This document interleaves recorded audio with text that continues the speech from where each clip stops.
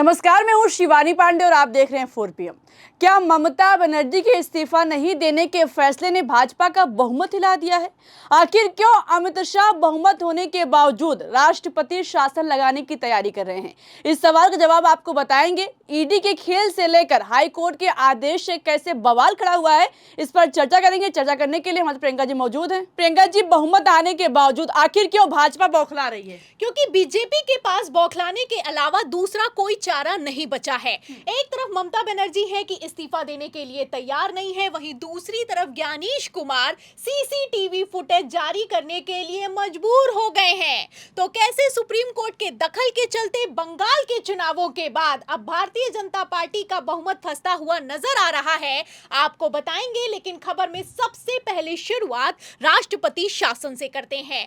आपको बता दें शिवानी, इतिहास में ऐसा पहली बार देखने को मिल रहा है कि एक पार्टी को पूर्ण बहुमत मिल गया है, लेकिन फिर भी राष्ट्रपति शासन लगाने की तैयारी की जा रही है। एक तरफ ममता बनर्जी को राष्ट्रपति शासन की भनक लगी है, वहीं दूसरी तरफ ममता बनर्जी की तरफ से आगे की रणनीति तैयार करने के लिए विधायकों की हाई लेवल मीटिंग बुलाई गई है। और इस मीटिंग के बाद ममता बनर्जी ने खुला ऐलान करते हुए कह दिया है कि अगर राष्ट्रपति शासन लगा तो मैं इस्तीफा कतई नहीं दूंगी। आपको बता दें कि मीटिंग के बाद ममता बनर्जी ने 3 बड़े ऐलान किए हैं। इतना ही नहीं, राज्यपाल को खुला चैलेंज कर दिया है कि मैं इस्तीफा तो नहीं दूंगी, मुझे बर्खास्त कर दो। मतलब कायदे से नियम तो कहता है कि अगर हारने के बावजूद मुख्यमंत्री इस्तीफा नहीं देता है तो राज्यपाल को यह हक होता है कि वो मुख्यमंत्री को बर्खास्त कर सकता है।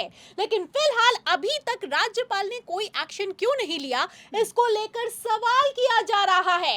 मतलब एक तरफ भारतीय जनता पार्टी पूर्ण बहुमत आने के बावजूद बैकफुट पर आ गई है, वहीं दूसरी तरफ ममता बनर्जी किसी भी कीमत पर हार मानने के लिए तैयार नहीं है। आपको बता दें शिवानी, जो high level meeting Mamata Banerjee की तरफ से बुलाई गई है, इसमें बड़े फैसले लिए गए हैं। ममता बनर्जी ने साफ कह दिया है कि पहले तो मुझे बर्खास्त करो अगर दम है तो। ममता बनर्जी का कहना है कि अगर शपथ ग्रहण समारोह हुआ तो काले कपड़े पहन कर हम इसका विरोध करेंगे।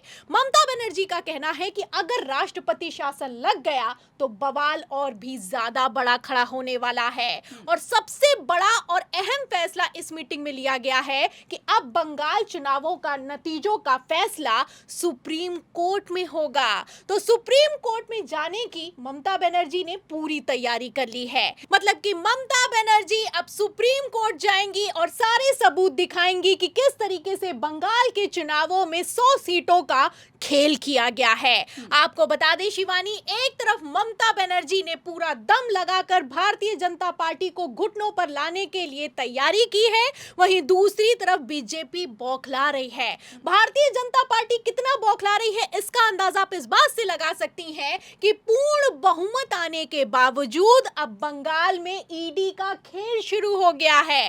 खबर निकलकर सामने आई है कि ममता बनर्जी की हाई लेवल मीटिंग में से टीएमसी के 10 विधायक गायब हो गए हैं। मतलब डराया जा रहा है, धमकाया जा रहा है। और ये कौन कर रहा है? ये वो पार्टी कर रही है जिसको पूर्ण बहुमत हासिल हुआ है। बंगाल में कहने को प्रचंड बहुमत हासिल हुआ है।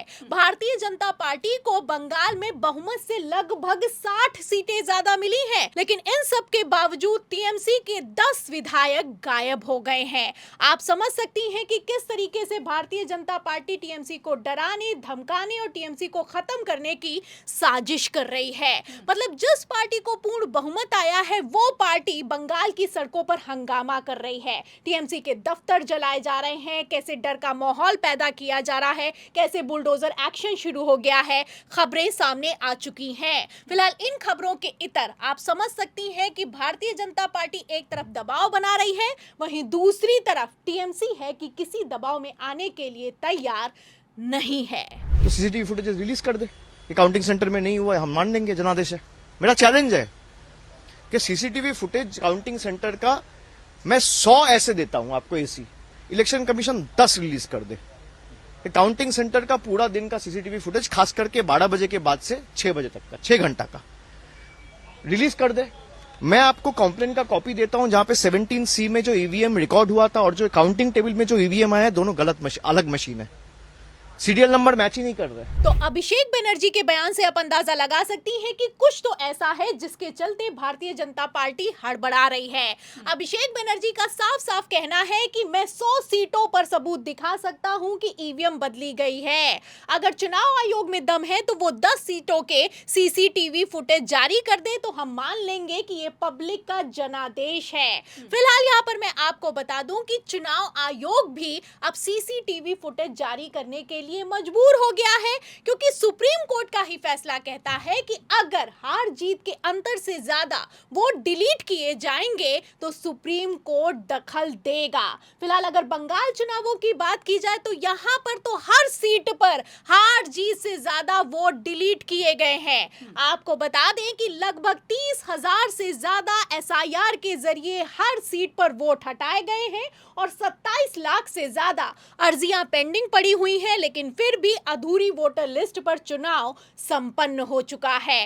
खबर में लिखा है कि 176 सीटों पर जितने वोट काटे गए हैं उतने ही मार्जिन पर भारतीय जनता पार्टी जीत गई है। इससे आप समझ सकती हैं कि बंगाल में तो एसआईआर से भी बड़ा खेला हो चुका है। फिलहाल इसी को लेकर टीएमसी अब तैयार है। खबर है कि अब तो चुनाव आयोग भी सीसीटीवी फुटेज जारी करने के लिए मजबूर हो गया है, क्योंकि महाराष्ट्र के चुनावों में तो कह दिया था चुनाव आयोग ने कि उसके पास सीसीटीवी फुटेज मौजूद नहीं है, लेकिन अब 45 दिन वाला नियम लागू होता है, क्योंकि 48 घंटों के अंदर ही ममता बनर्जी ने तैयारी पूरी की है कि सीसीटीवी फुटेज तो जारी करना ही होगा।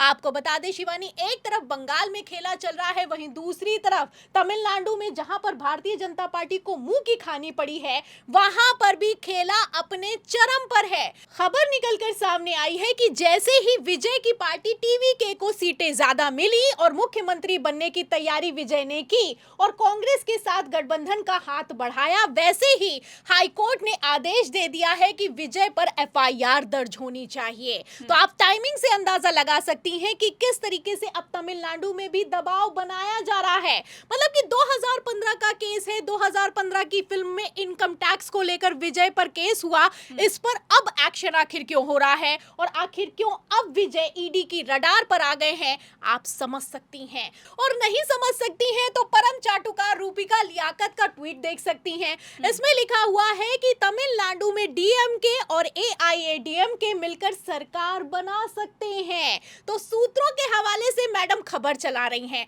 कहने को भारतीय जनता पार्टी को तमिलनाडु में एक सीट आई है, वरना भारतीय जनता पार्टी की सरकार बनवा देती। खैर, मिशन दक्षिण लागू करके भी जिस तरीके से तमिलनाडु में गृह मंत्री अमित शाह हार गए हैं और बंगाल में पूरा सिस्टम लगाकर भी जैसे भारतीय जनता पार्टी जीत कर भी हारती हुई नजर आ रही है, ऐसे हालातों में सुप्रीम कोर्ट के आदेश के बाद अगर बंगाल चुनावों की सीसीटीवी फुटेज जारी हो गई तो बीजेपी के बहुमत का आखिर क्या होगा, ये देखना होगा।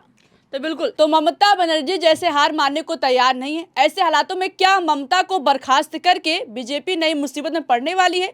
इस सवाल के जवाब पर और पूरी चर्चा पर आपको क्या लगता है, अपनी राय बताइएगा। वीडियो को लाइक और शेयर कीजिएगा, ज्वाइन कीजिएगा, देखते रहिए 4 PM। नमस्कार।